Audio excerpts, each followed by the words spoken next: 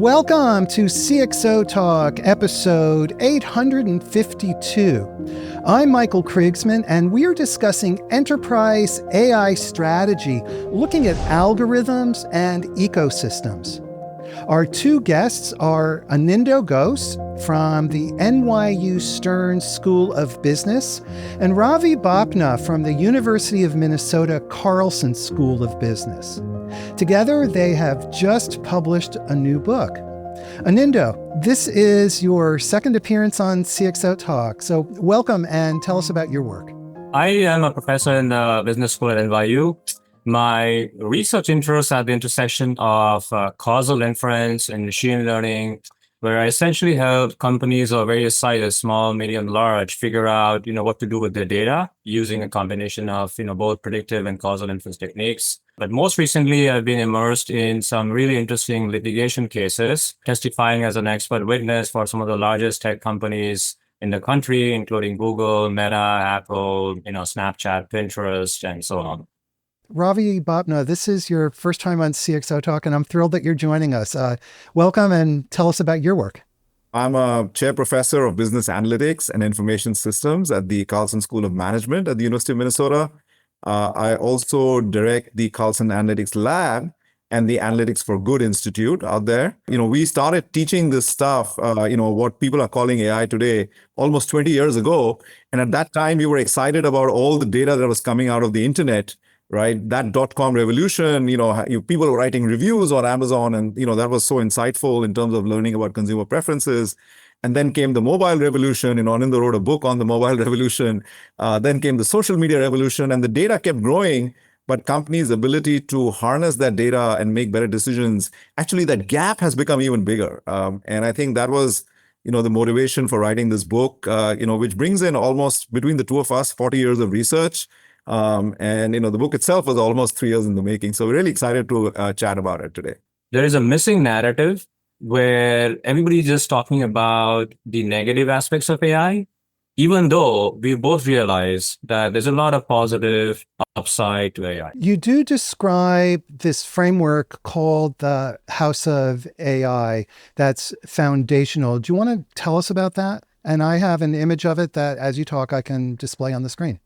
At the foundation of this house, we have data engineering. Companies, like I said, are sitting on tons and tons of data, but they don't have the ability to get insights out of it.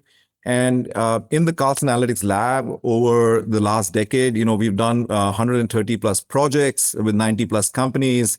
And we've been tracking how much time it takes to just, get the data cleaned and aggregated and integrated to then maybe build a predictive model.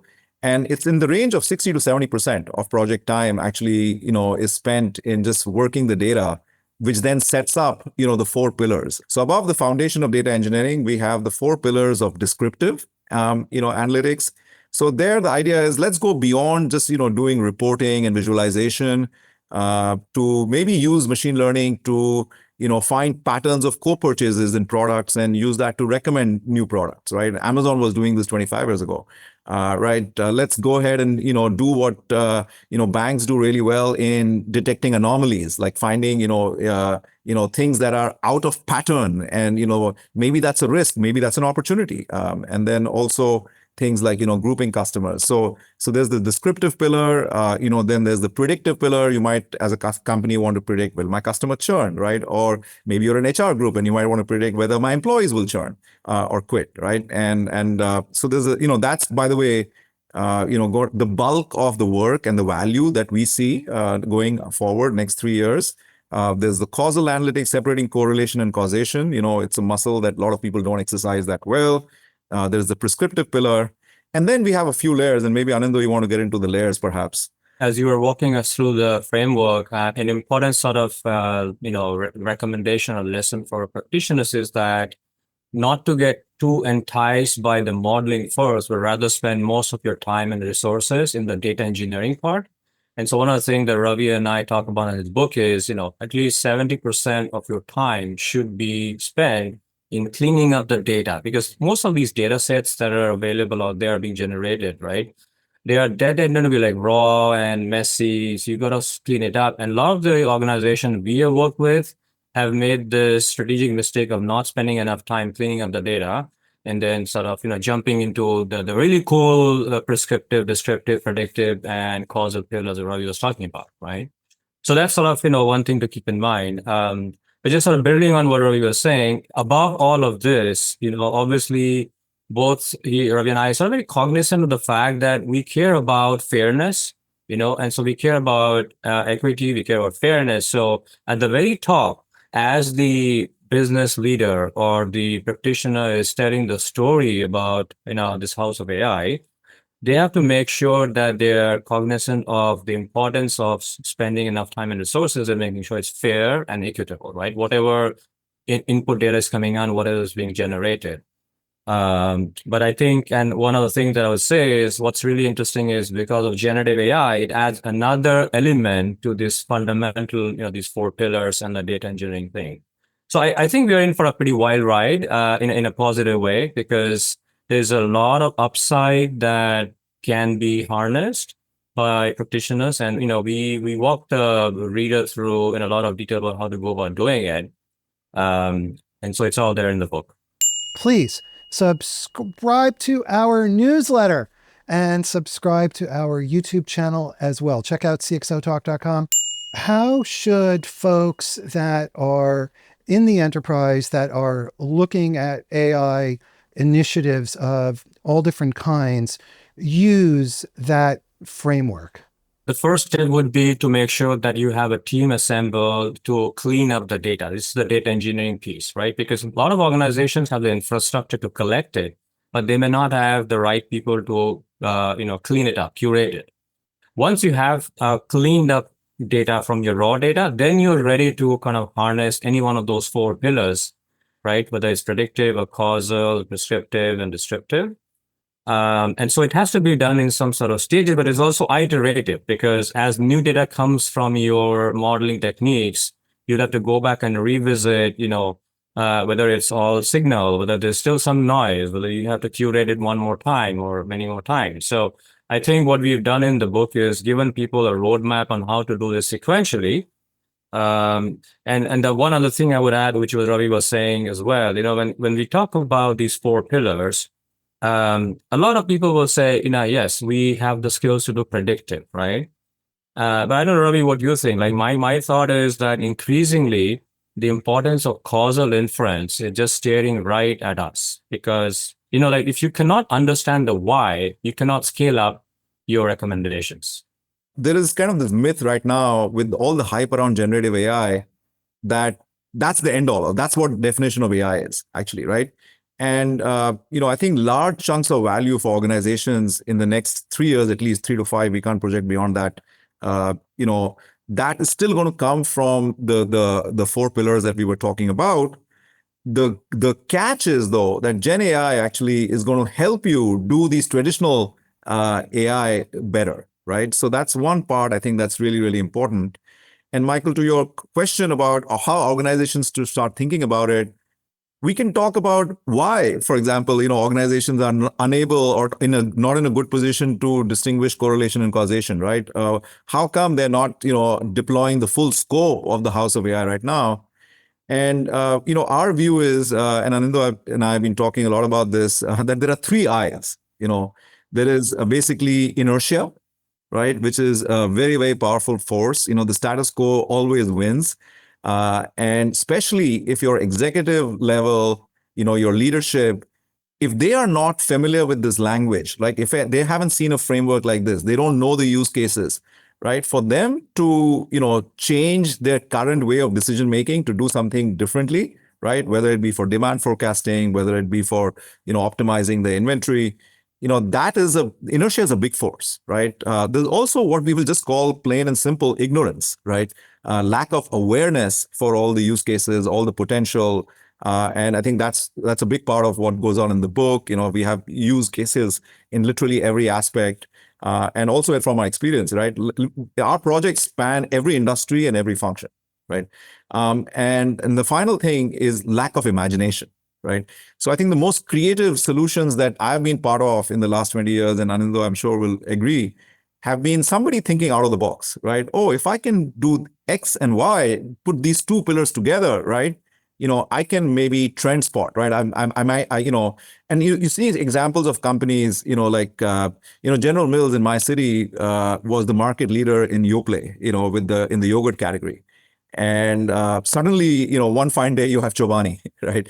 And nobody predicted that because they didn't have the mechanism to do what you might think of as anomaly detection, right? What is this unusual pattern that's coming? Is that signal? Is it noise? How should we react to it? Smart companies do that, actually, right? Yeah. We have an interesting question from Twitter from Arslan Khan, who says, data is very important for AI. How can organizations know what to collect and what not to collect? And how do they know if they're creating quote unquote data bubbles that might give them wrong recommendations? And we also have a comment from Rose Semenov on Twitter, who's asking about use cases. And so maybe you can talk about this issue of data collection. And in your book, you discuss what goes on behind the scenes, for example, in a dating app or in financial transactions. And so can you link this data question to the reality of the use cases? Ravi's point about inertia is what I thought of when I heard this question, right? So I get this question a lot, like, what should we collect and not collect? And sometimes this analysis, there's an extra analysis that people tend to do, which might cause inertia. Like, I don't know what I should collect, so I will not just start collecting it anyway. And so my recommendation to a lot of the companies would be, just get started. This is not a one-shot process. Neither Ravi and I will tell you that this is a one-shot process. It's very iterative. In other words, you will have to experiment and learn along the way in terms of which data sets you're collecting are actually useful and which are not. You may have a high-level sense at the beginning, but it's very hard to know ex ante for sure that these three things are most helpful and those other two things are less. You'll only know that after you've collected the data, fed that into an algorithm, and see what it is predicting, right? To add to that, I think in the end, it all boils down to like what is keeping you up at night? Like what are the problems you want to solve, right? And I think this is, again, to me, a gap in the leadership's ability to think in sort of a data-driven decision-making way, right? So if they don't know the use cases, they're not going to realize that, hey, you know what? Like maybe I have a problem in my funnel, and I'm losing people in a certain stage, and that's the problem I want to fix. And for that, I need to perhaps predict X, Y, and Z. And for that, I need this certain data set out there, right? So I think Arslan is right that we don't want to be spinning our wheels collecting data bubbles, as was mentioned.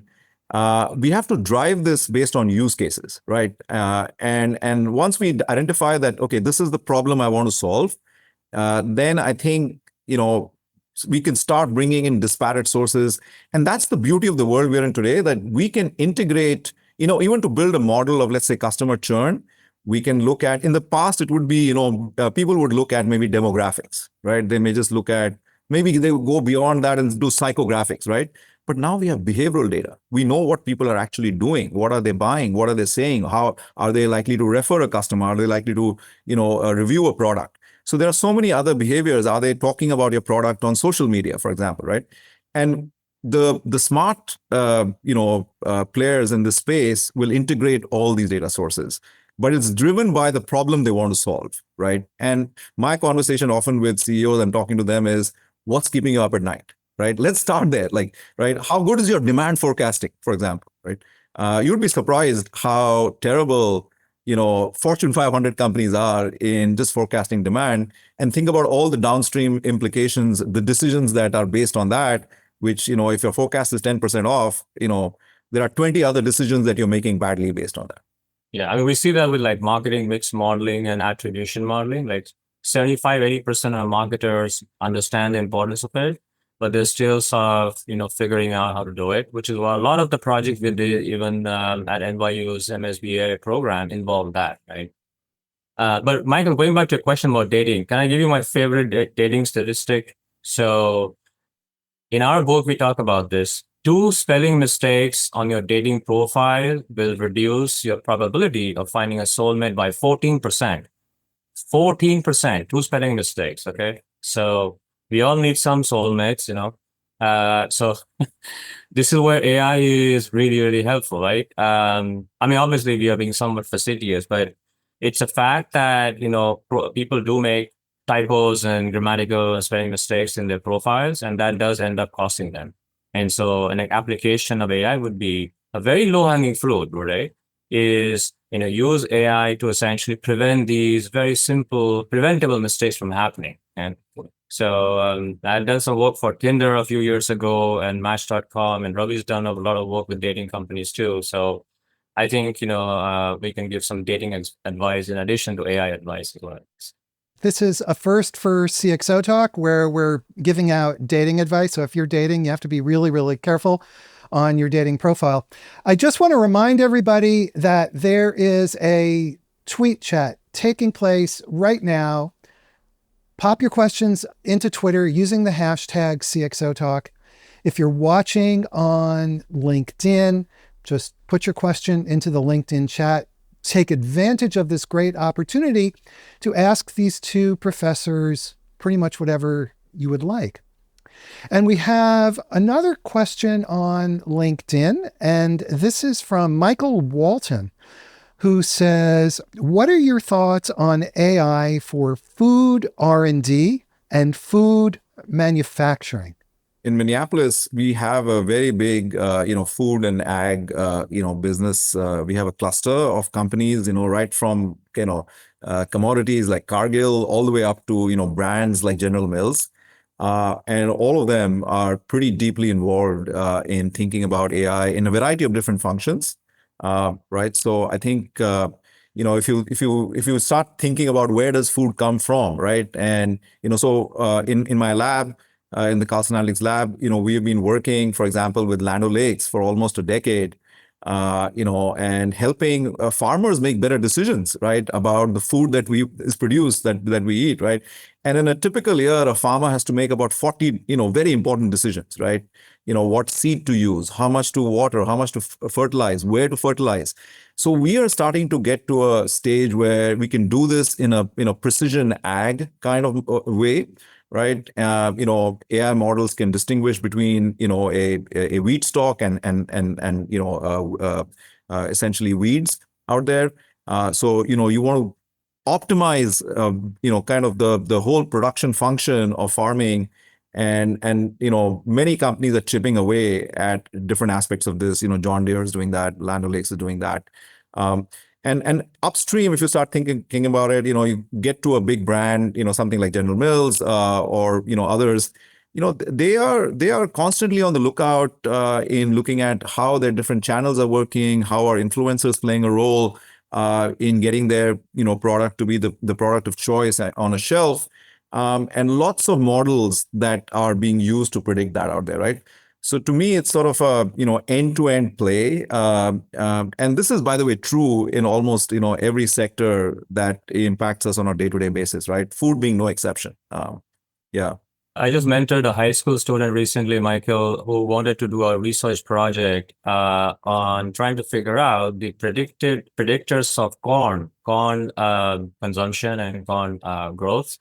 And so he collected all this pretty interesting data across the country on like precipitation, weather, soil quality, all of that, and build a bunch of predictive models to figure out like which parts of the country are most conducive to the growth and development of cornfields and at what points in time in the year. So I think like what Ravi was saying, like, this is an industry that's maybe a bit nascent, but it's fast growing. And so you're going to see more of that. The other angle of food, when I think of food, I think of nutrition. And when I think of nutrition, I think of like, personalized health, right? And so what Ravi was talking about is the AI applications of AI in manufacturing of food. But then there's also applications of AI in the consumption of food. When we eat, what we eat, how does that go to help complementing our other wellness behaviors like exercise and sleep? Because exercise, sleep, and food are like the 3 most important pillars of your wellness. We have another question from Twitter, again from Arsalan Khan, who says, Is data leading to monopolies? Organizations with large customer data sets can use AI on them, but what about small companies who don't have large customer data sets? That's a really, really good question. Yes, data can be helpful, but in my experience, at least, what I've seen is data is not a substantial barrier to, let's say, entry or innovation. Okay. And so maybe I'll contextualize it with some broadly in the context of digital marketing or digital advertising, right? So, have we seen the stoppage or, diminishing entry of companies in the digital advertising space since the last 20 years? No, if anything, we're just seeing more and more of new companies emerging in the space, even companies who don't have consumer facing data, right?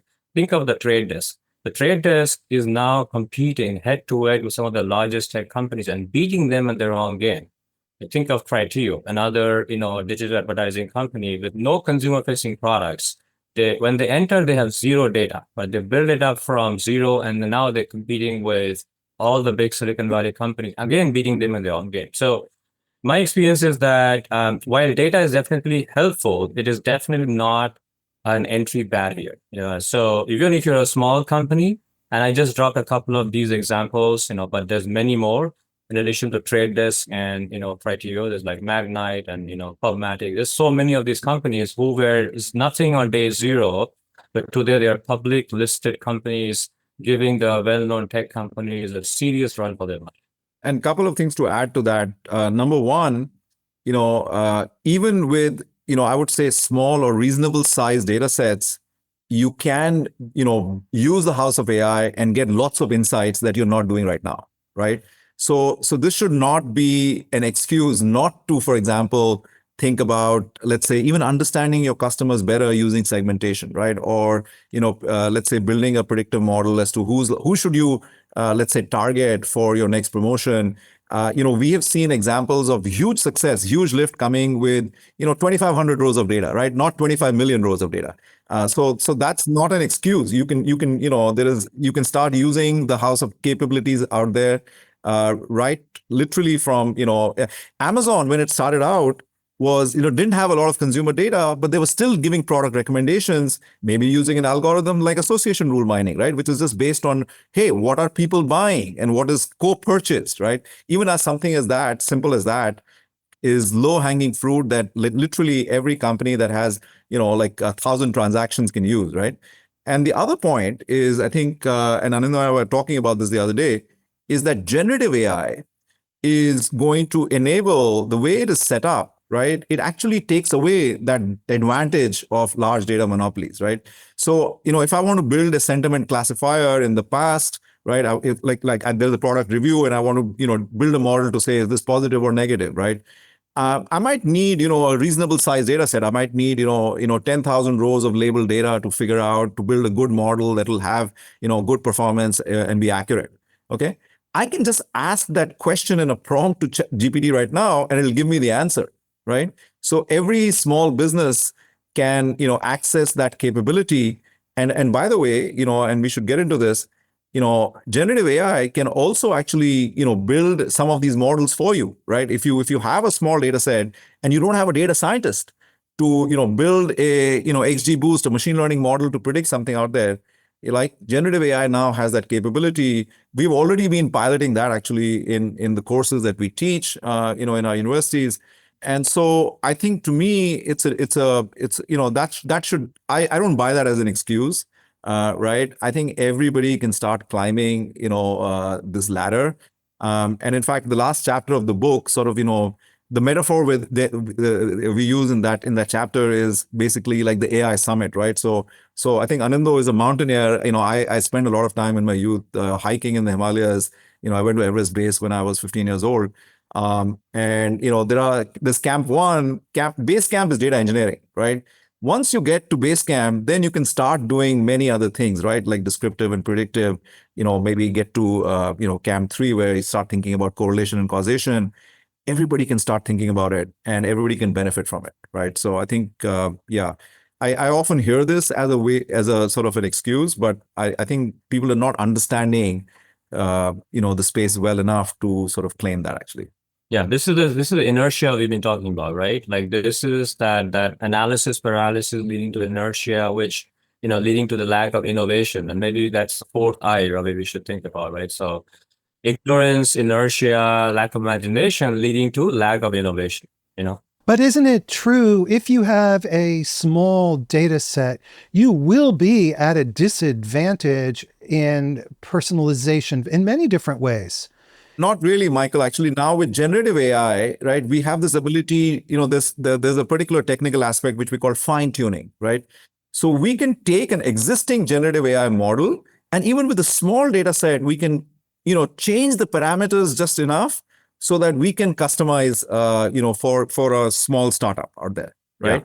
Yeah. And there are other architectures as well as things like RAG, retrieval augmented generation, that allow us to get there in part as well. So I think this, this has been a game changer actually in many ways. And there is this technical aspect of machine learning, which we call transfer learning. And the whole idea is that, look, I can take a model built for X, and with a little bit of tweaking, I can use it, for Y. And then a little bit of tweaking does not require, tons of data, right? Yeah. Really, remember, we were just texting each other this very same topic just a couple of days ago. It's a great question. Was it Arsalan who asked? It's a great question. Yes. Because we get that a lot, and both of us are literally like kind of dying to let people know that actually that's no longer a concern. Okay. Thanks to transfer learning, RAG, generative AI, the small data being an entry barrier is no longer a concern.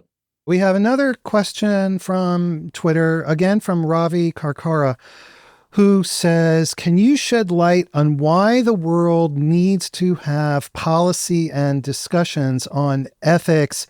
And he wants to know specifically AI for food. So maybe touch on that, but there's also a much broader set of issues. So if you can talk about AI ethics and the implications for food, but especially the implications for the enterprise. First of all, the algorithms themselves are never biased, right? The algorithm is, a concept in math that will basically do what it'll give you insights based on the data that you're feeding into it, right?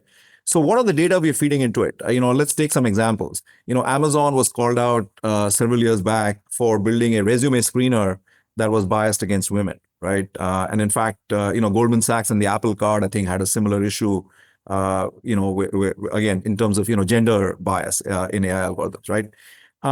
Why? So if you go to that Amazon resume screener example, like how come the algorithm was associating, high performance in tech jobs with being male? Well, it's probably because historically society has generated data. What does that mean? It means that, maybe like not enough kids in high school, and especially girls, are, signing up for math and science classes, and therefore they're not getting into STEM degrees. Therefore, they're not, qualifying for, tech jobs. And that's not an algorithm's problem. That's actually society's problem of, a process that has, for a variety of more complex reasons being generated out there, right? So algorithms, that is one starting point, right? That is where the bias comes from. Okay. The only other point I'll add is that we are now at a stage where we have designed other algorithms to fix those biases and recognize them. And that's what we teach our managers. Somebody going through the NYU, MSBA program that Anindya runs, or somebody going through our program will have a whole class on de-biasing these algorithms, right? And the results, right? And we teach them that. And that's more AI actually. So AI is actually more likely to be the solution than the problem. This issue that, AI, we have to be very cognizant about the ethics of AI. It's a solvable problem. It's a solvable problem because at the very first stage, when you look at the input data, identify certain elements in the data that may be skewing, we call them outliers. If they skew the output, right, that may be causing the bias. So it's a solvable problem because you can identify the outliers and clean up this data and then feed it into an algorithm. And that's how the debiasing process starts.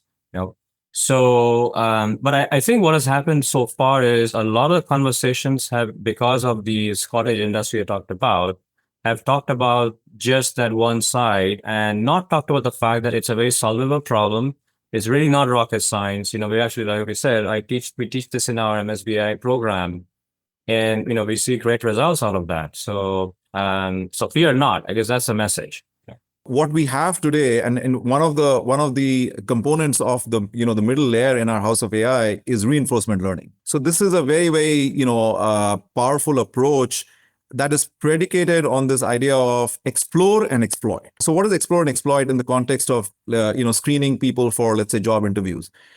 Maybe if you just straight up run an algorithm based on your historical hiring patterns and people's performance patterns, like the way Amazon did earlier, you may score a particular candidate really high. But what this algorithm says is, wait, this person has the highest score, but let me just take a chance. 10% of the time, I'm just going to try, the third highest or the next person out there, right? And so that will automatically diversify the pool of people you're bringing in. And turns out that it could be that there are certain subgroups of people. It could be, obviously really super talented tech capabilities in women. And your algorithm is now going to, in the process of exploration, include them in, and then learn that these people are doing really well. And that then actually, brings in the equality out there, right? So we are seeing reinforcement learning coming in, in this kind of explore and exploit fashion in helping debiasing. We also coach our people we work with in companies, as well as our students, that, when we look at a model's performance, it's not just about accuracy. Right, there are specific metrics around fairness, right? What is the true positive rate? Is that different by subgroups of people? Is that different by men and women? Is that different by race, right? And we have to bake in kind of this whole process of, calibrating models in a way that's also fair, right? And, over the summer, both of us have been, advising companies to take into account. Sometimes this comes at a cost, right? If you care about fairness, you may not be profit maximizing, right? But at the same time, in the short run, but in the long run, you may not get sued, right? So I think that's where we are. But in some ways, it strikes me that you are simplifying this problem to, and I'll say this with respect, to an unnatural degree. And what I mean by that is, yes, from a mathematical standpoint, you can weed out issues in the data, you can adjust your algorithms, but there is still a societal context in which these products operate.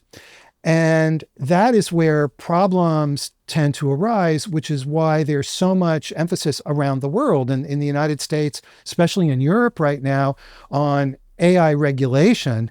And then on this point, Arsalan Khan comes back and he says, quote, he disagrees that algorithms can't be biased.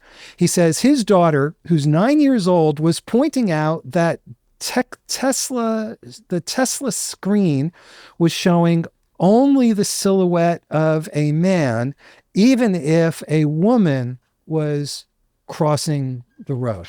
I don't think we said that algorithms cannot be biased. I think we said that if there is a bias, it can be very easily debiased. And so, like, going back to step one, I do think that maybe we are, simplifying the process. But I don't know, Ravi and I have done this a million times. It is a simple process. It's not rocket science. You have to be willing and cognizant of the idea that you should be able to change and revisit what you're doing. You should be willing to adapt. You should be willing to experiment. So I think a lot of us, we get bogged down by this notion that, it's such a difficult problem that, we don't want to get started. But I think it literally is, this debiasing problem is not rocket science. It takes some tedious man hours to figure it out, but it's a solvable problem. And I said that's part of why we are the glass half full kind of people. We are very optimistic about AI because we are not just talking in the air. Like both Ravi and I have worked with close to 100 companies at this point, and very hands-on, done this, a lot of times. So we've gone through this, debiasing process and figuring out the issues and then using the right model to solve the problems across dozens of industries in dozens of countries. So I really think that this is a solvable problem. It's not nearly as complicated as people make it out to be. And we should just be willing to drop the three I's of inertia, ignorance, and lack of imagination and move towards innovation. On Twitter, Rose Semenov comes back again on this issue of bias and fairness, raising the question of AI being a black box, which can lead to lack of transparency. So, can you talk about the lack of explainability and how that fits into this, at least the appearance of lack of fairness? There is a lot of work. There are really smart people at, literally every, good research department in every university that we are connected with, and others as well, that are actually, like right now, writing PhDs on explaining black box models, right? So again, if you took, the 3-day course that I taught, for example, to the NYU MSBAs, we spend a whole afternoon on explaining black box models, right? There are approaches that are out there. They're not perfect, but, and we recognize that this is a key barrier for many companies adopting AI, right? I had a former student who, built a very, very sophisticated, demand forecasting model. He back tested it 25 years, quarter by quarter. And, when the model predicted a particular business unit's, demand to go down by 6%, that person's manager, the first question was on what basis? Like, can you explain me how this prediction was done? Right. And, the student could not really explain it because it was a very complex, deep learning model, used things like LSTM and others. And, the prediction was not believed, right? Guess what happened? Demand actually went down by 6%, right? And so the company lost that opportunity, and that's how they learned. So my advice to them was, let's run a shadow process, right? Let's do what you're doing right now anyway. Let's if somebody is building a black box model to go out and, do something, let's run these two things in parallel, and let's just, watch for a year which one wins, okay? And soon they were convinced that, yeah, I don't need to understand, in absolute detail, like how that model is going out and making a demand forecast for me, but I know it's very accurate. And if I know it's accurate, I can do my planning, like I can do my staffing correctly, I can do my hiring correctly, right? And I think people are going with that, right? You think about, people talk a lot about explainability, but let's go to healthcare, right? You think about medical imaging, right? If I build a model that takes, let's say X-rays or MRIs, or, let's go with X-rays, like if I take digital X-rays and build a model to detect, fracture or not, right? Do I really care like which pixel in that, image of the X-ray is responsible for my diagnosis out there? No, right? I mean, so there are so many use cases where, we get a lot of practical value. I mean, if I build a good, and by the way, many hospitals have done this, and we've been involved in some of these projects, we can detect like fracture given an X-ray. And if you're in sub-Saharan Africa and you don't have access to a trained radiologist, or you don't have access to a orthopedics doctor who can read that well, AI can do that job for you, right? And in our book we have a whole section on this. We talk about how, for example, in clinics in Eastern Europe, they have used this kind of AI to detect breast cancer, in a way that's more accurate than humans actually, right? And so soon we're going to be in a stage, and nobody's talking about, the explainability of those models because they are incredibly complex, but we are validating the output of the model in a real life basis, and we're saving lives. Okay. So I think so those are two things. One, a lot of people working on explainability, and B, there are a whole set of use cases where, we don't even care about explainability. Okay. Yeah. We have another question from Twitter, really interesting one, again, on this same topic of bias and debiasing. And this is from Elizabeth Shaw, who says, what if debiasing means questioning the existing data set, and this may require starting over? Companies want speed of execution, speed to market. So this step one may not be approved. I would say that may happen in theory, but in practice, what is more likely to happen is maybe there are certain observations or certain variables in a data set that are more problematic than others.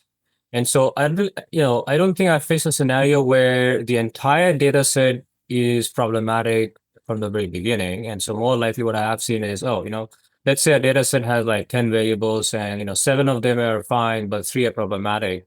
And so in those scenarios, you have to be cognizant of it, figure out a way to, fix these problems, either, go through the data engineering process or tweak your infrastructure that generates and collects the data in the first place.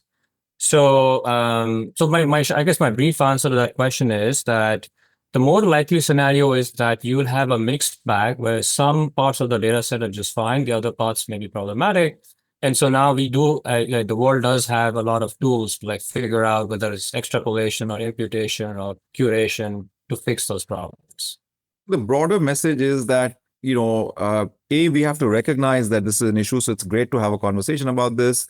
B, we have now specific metrics. There's literature and there's science behind, detecting algorithms, not just based on their accuracy, but also we can, run them against tests. Or are these fair? I build a model. Is the, outcomes, let's say the true positive rates. Let's say I'm deciding whether somebody should get a credit card or not, like you're a bank. And if I look at the true positive rates across, different subgroups of people, and I find significant differences, to me, like all our students know that that's a stopping point, right? That's a way to now go back and recalibrate that model, maybe oversample, certain subgroups, try to learn better from those groups that are underrepresented. And so the point is that this is part of the education of using these models correctly, right? Using AI correctly, right? I mean, this technology is not going away, right? So it really is up to us to educate ourselves, in terms of figuring out ways to use it in the best possible manner. I think, that's really in many ways the message of the book as well, I think.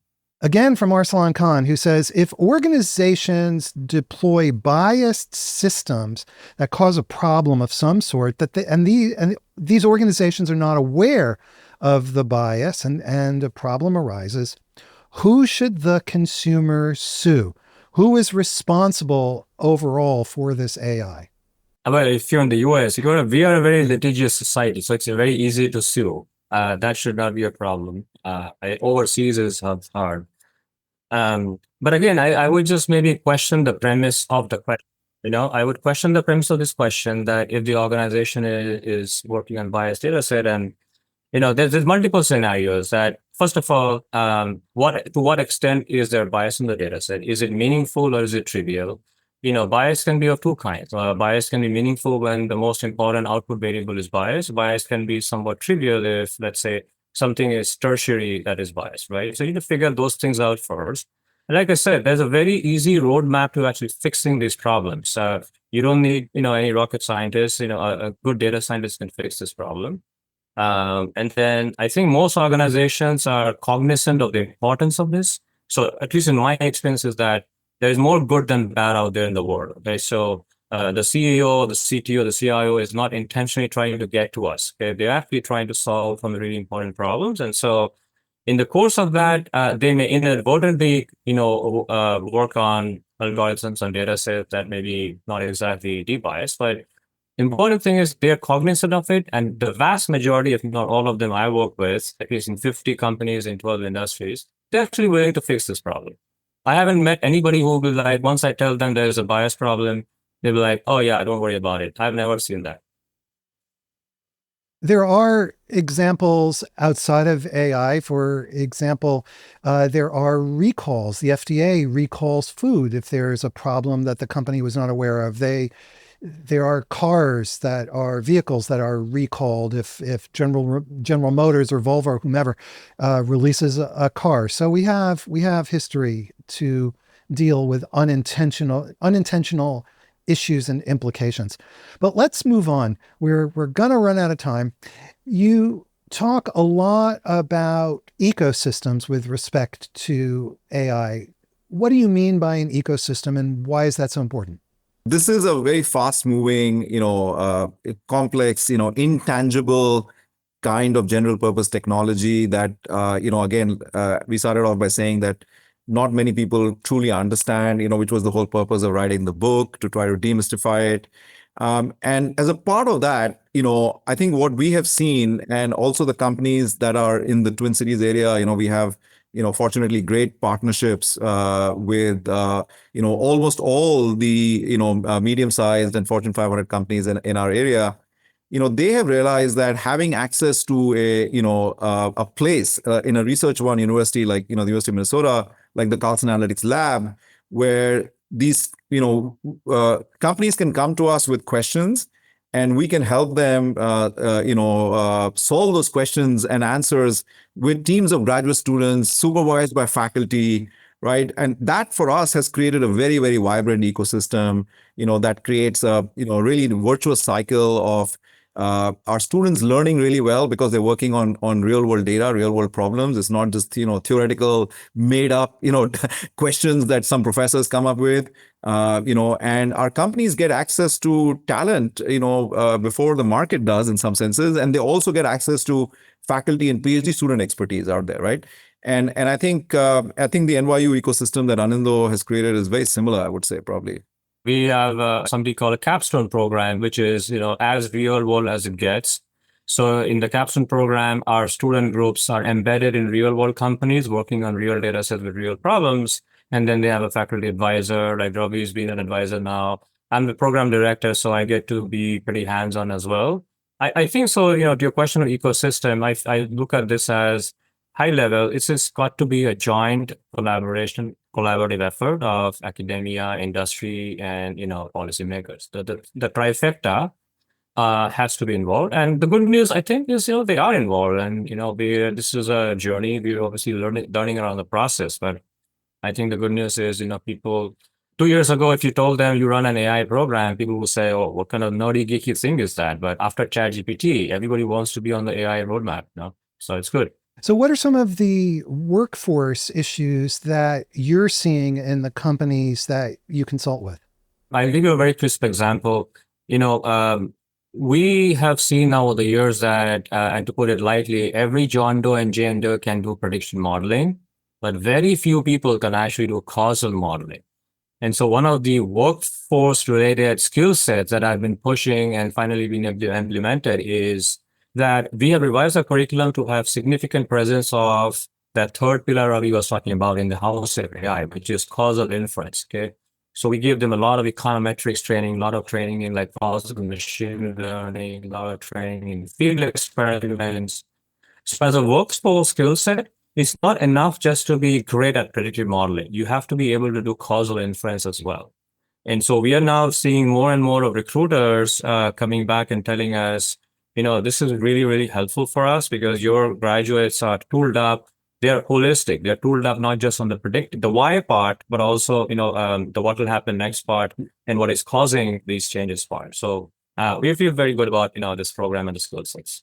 There's the supply side of the talent that can, work the house of AI, right? And there's also the demand side within the companies, right? So and this is where, in my opinion, actually, there is a big gap and maybe even a widening gap where, leaders and executives and, senior VPs and, directors in companies, they are not aware of the art of the possible, right? So I'll give you an example. I was talking to one of our former students from our program and alumni at an event, and I asked her, "How's it going?" She said, "I've got this great job. I won't name the company, of course.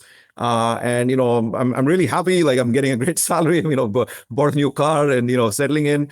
But honestly, Prof, if you ask me, I'm really bored at work." Right? Because, I'm still being made to run, reports and visualizations in Excel. You guys taught us all these things like reinforcement learning and deep learning in our course, but, our company doesn't have managers and executives who are able to give us problems to solve using those technologies.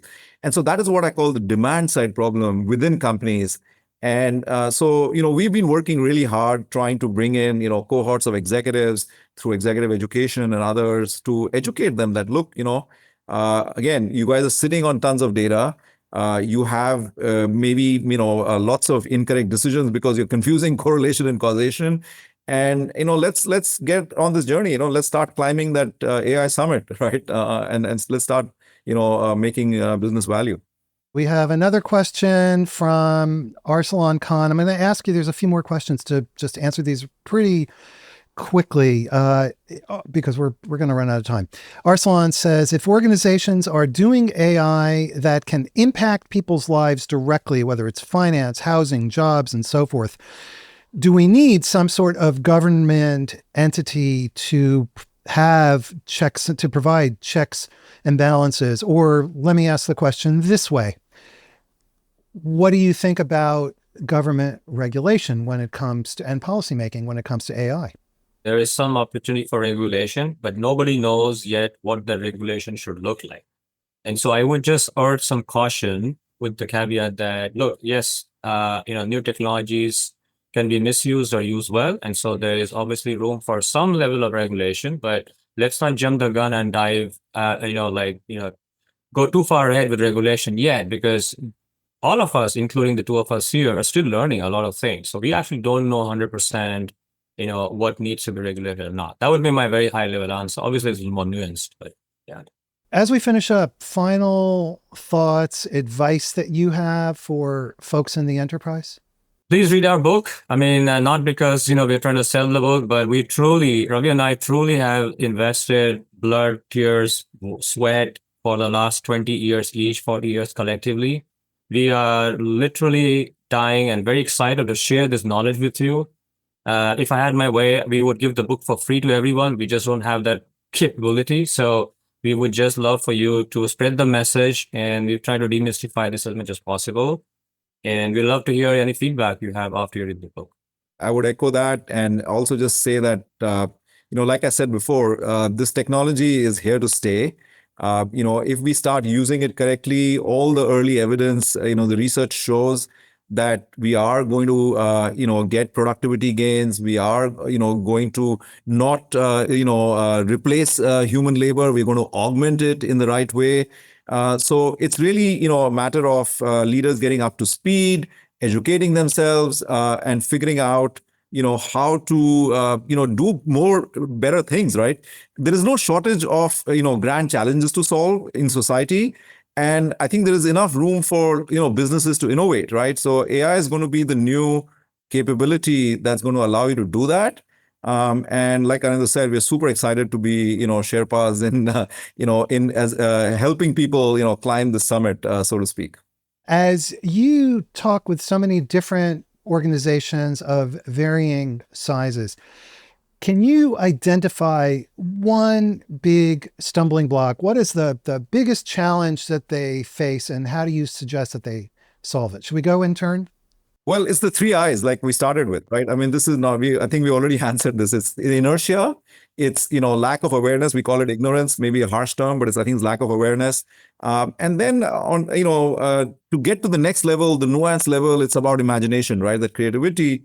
And Anindya talked about how all of this maybe leads to lack of innovation. But to me, I think this is a story that we've seen. We know, what's the barrier, right? I mean, I think it's at the human level, actually. I would just give a long-term view. I mean, a lot of managers I work with, including the CISO, are thinking of the next quarter. How do I get the next quarter to look very good? Because my analysts will be thinking about that. When you think of an AI-based transformation, this is not going to be a 3-month or a 6-month journey. This is a long-term journey. So don't expect results to happen overnight. It's not going to happen overnight. So you just have to be very cognizant of the long-term roadmap. But we are urging you to trust us on this, that you should adopt it. This is going to pay off in the long run. Okay, and with that, an enormous thank you to Anindya Ghose and Ravi Bapna. Thank you both for taking your time to be with us. I'm very grateful to you both. Thank you for having us. Thank you so much for having us. And thank you to everybody who watched, especially you folks who asked such excellent and insightful questions. Before you go, please subscribe to our newsletter and subscribe to our YouTube channel as well. Check out CXOTalk.com. We have amazing shows coming up throughout the fall. So check out CXOTalk.com and join us for the live shows. Thanks so much, everybody, and I hope you have a great day.